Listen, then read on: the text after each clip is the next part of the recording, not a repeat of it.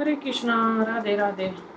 हिंदू पंचांग के अनुसार चैत्र पूर्णिमा का एक अत्यंत पवित्र तिथि मानी गई है। इस दिन भगवान विष्णु की पूजा और श्री सत्यनारायण की कथा का श्रवण करने से व्यक्ति के सभी दुखों से मुक्ति मिल जाती है और मनोकामनाएं भी पूर्ण होती है। चैत्र पूर्णिमा के दिन सत्यनारायण भगवान की पूजा करने से, उनकी कथा सुनने से का विशेष महत्व बताया गया। इस दिन सत्यनारायण भगवान की पूजा श्रद्धा एवं समर्पण करने पर भक्तों पर असीम कृपा प्राप्त होती है। साथ ही इस दिन व्रत रखने से घर में सुख समृद्धि बनी रहती है और जीवन में शांति का वास होता है। धार्मिक मान्यताओं के अनुसार सत्यनारायण कथा को करने से पापों का नाश होता है और मोक्ष की भी प्राप्ति होती है। चैत्र पूर्णिमा के ऊपर हम दो कहानी सुनेंगे। पहली कहानी को शुरू करते हैं। एक बार की बात है कि एक नगर में एक सेठ और एक सेठानी रहते थे।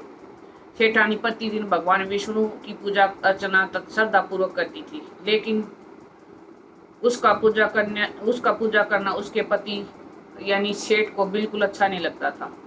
इसी वजह से एक दिन सेठ ने अपने घर से निकाल दिया। सेठानी घर से निकलने के बाद जंगल की तरफ निकल पड़ी। रास्ते में जाते समय सेठानी ने देखा कि जंगल में 4 आदमी मिट्टी खोद रहे हैं। यह देखकर सेठानी उन आदमियों के पास गई और बोली। उसने उन लोगों से पूछा, आप मुझे किसी काम पर रख ले। सेठानी के ऐसा कहने पर चारों आदमियों ने उसे नौकरी पर रख लिया।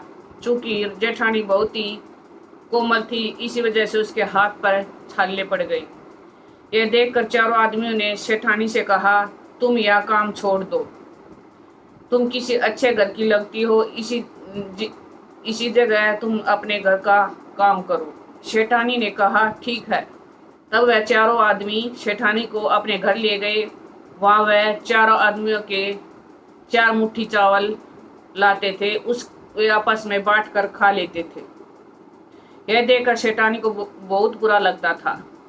अगले दिन सेठानी ने चारों आदमियों से कहा, सुनो भाई, तुम कल से 4 मुट्ठी की जगह 8 मुट्ठी चावल लेकर आना। सेठानी के कहने पर चारों आदमी अगले दिन 8 मुट्ठी चावल लेकर आए। उस 8 मुट्ठी चावल को सेठानी ने पकाकर भोजन बनाया और भगवान विष्णु को भोग लगाया। भोग लगाने के बाद चारों आदमियों को परोस दिया। जब चारों आदमियों ने उसे भोजन को खाया तो वह भोजन उन लोगों को बहुत ही स्वादिष्ट लगा और उन्होंने सेठानी से कहा, सुनो बहन, आज जो तुमने खाना बनाया है बहुत ही स्वादिष्ट है। यह सुनकर सेठानी ने कहा, भोजन भगवान विष्णु का जूठा है, इसी वजह से आप लोगों को बहुत ही स्वादिष्ट लग रहा है। सेठानी के जाने के बाद सेठ भूखा रहने लगा। आसपास के लोग उसे देखकर ताना मारते थे कि यह आदमी सिर्फ अपनी पत्नी यानी सेठानी की वजह से ही भोजन किया करता था।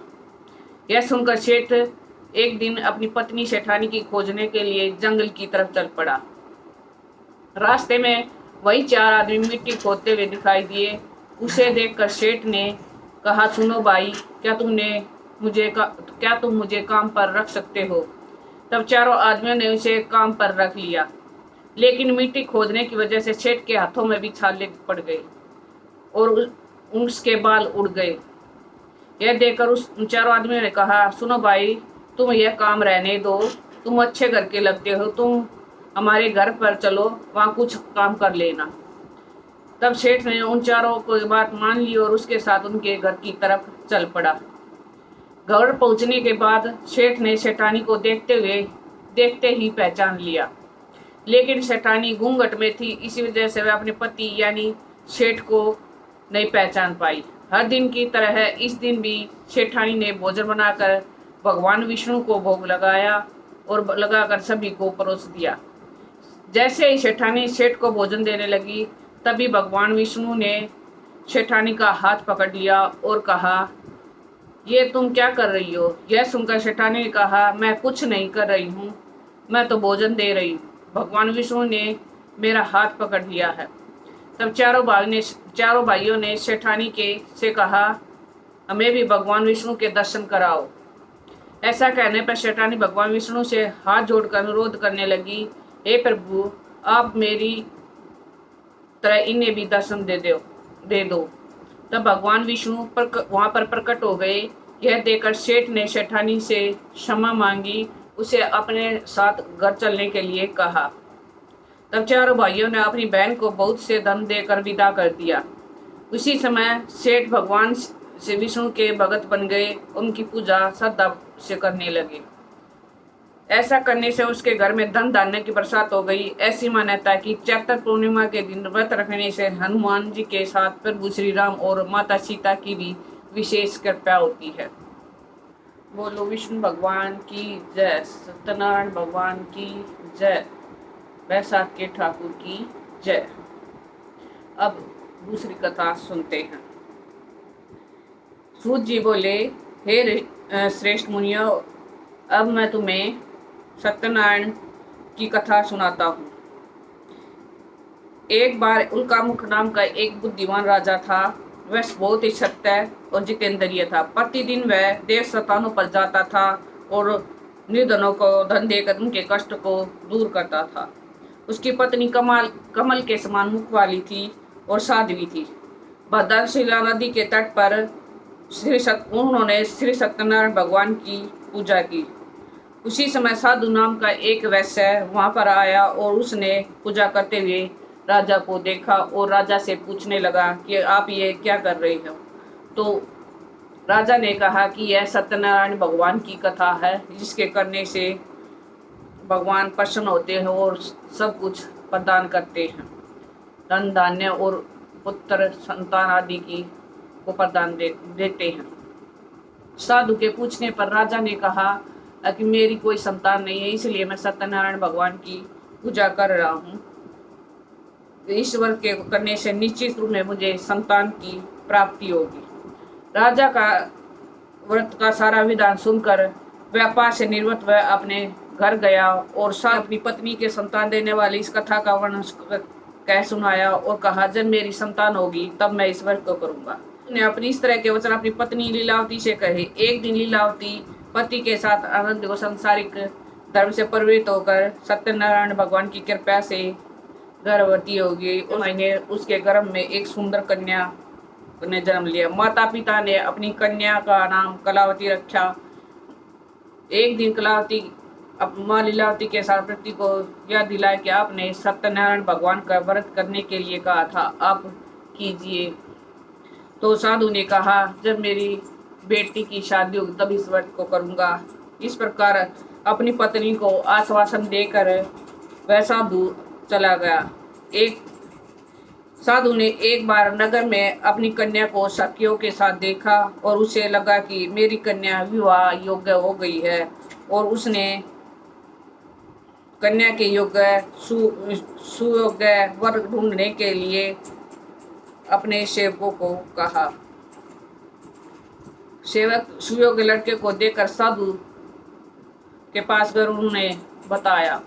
सुयोग्य लड़के के साथ साधु ने अपने बंधु बांधवों से बुलाकर अपनी पुत्री का विवाह उसके साथ कर दिया। लेकिन दुर्भाग्य से उस समय भी वह सत्यनारायण का व्रत करना भूल गया। इस पर भगवान सत्यनारायण क्रोधित हो गए और उन्होंने इस पर श्री भगवान क्रोधित हो गए और श्राप दिया। अपने कार्य में कुछ साधु बनिया जमाई को लेकर समुद्र के पास स्थित होकर रत्नापुर नगर में गए। वहां जाकर दामाद और ससुर दोनों मिलकर चंद्रकेतु राजा के नगर में व्यापार करने लगे। एक दिन भगवान सत्यनारायण की माया से प्रेरित होकर एक चोर राजा का धन चुरा कर भाग रहा था। तो उसी समय चोर राजा के सिपाही उसके पीछे भागे, तो उसने सिपाहियों के डर से अपना धन वैश्य और उसके जमाई के पास रख दिया। सिपाहियों ने आकर साधु और वैश्य के पास अपना धन पड़ा देखा, तो उन्होंने सोच लिया कि हमारा धन इन्हीं ने चुराया है। वे उसको पकड़ ले गए और राजा को बताया कि इन्होंने हमारा धन चुराया है। और राजा ने उन्हें कठोर कारावास में डाल दिया। श्री सत्यनारायण भगवान से श्राप में से साधु की पत्नी भी बहुत दुखी और धन घर में जो धन रखा था उसे चोर चुरा कर ले गए और बड़ी सारी और मानसिक पीड़ा से वह भूख प्यास से चिंता में कलावती ब्राह्मण के घर गई और भगवान का व्रत होते देख वह कथा सुनी और प्रसाद ग्रहण कर रात को अपने घर को आए। माता ने कलावती से पूछा कि ये बेटी तू इतनी देर तक कहाँ थी, तेरे मन में क्या है? कलावती ने अपनी माता से कहा, हे माता, मैंने एक ब्राह्मण के घर श्री सत्यनारायण भगवान का व्रत देखा। कन्या के ऐसे वचन सुनकर लीलावती भगवान के पूजन की तैयारी करने लगी। लीलावती ने अपने परिवार के बंधु बांधवों से सत्यनारायण भगवान का पूजन किया और उससे वर मांगा कि मेरा पति और जमाई शीघ्र घर लौट आवे। सत्यनारायण भगवान ईश्वर के संतुष्ट हो गए और राजा चंद्रकेतु को सपने में दर्शन देकर कहा, हे राजा, तुमने जिन दोनों वैश्यों को छोड़ दो जिनको तुमने जेल खाने में डाल रखा है, वे चोर नहीं बल्कि राजा है। अगर तू ऐसा नहीं करेगा तो मैं तेरे राज्य को नष्ट कर दूंगा। राजा ने अपना रात के स्वप्न को सभा में बताया और सोच विचार कर राजा ने उन दोनों वैश्यों को छोड़ दिया और उसके पास जो धन था उससे दुगना धन देकर उन्हें विदा किया। भगवान सत्यनारायण की आज्ञा से दोनों वैश्य अपने घर को चल दिए। जब नगर के निकट पहुंचे तो उन्होंने दूत को भेजा और लीलावती ने जब यह बात सुनी तो उसने अपनी बेटी कलावती से कहा कि हे बेटी, मैं पूजा पाठ करके अपने पति के दर्शन को, तू भी पूजा का सारा काम सौंप।